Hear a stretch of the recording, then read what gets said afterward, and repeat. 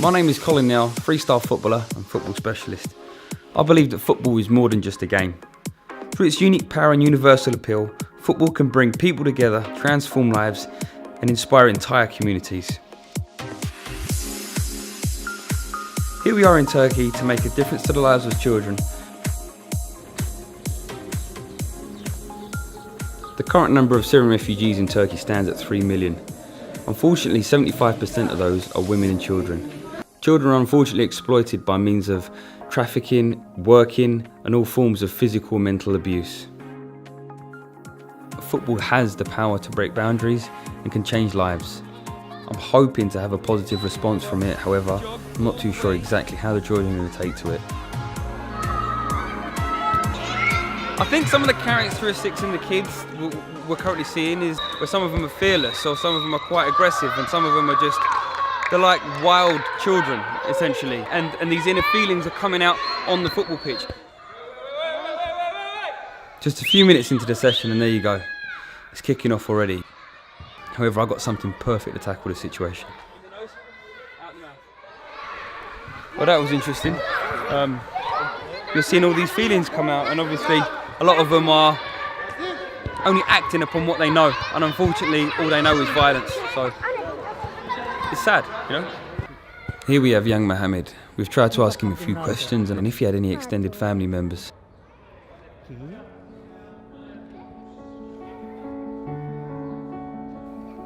Mohammed has lost everyone. His mum, his dad, and his 2 older brothers.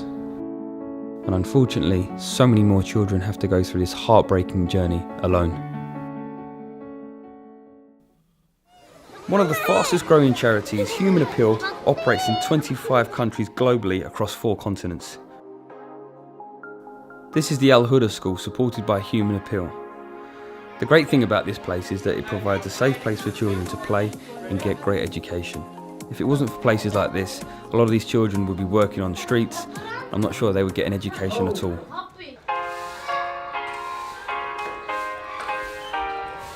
Right, so here we go.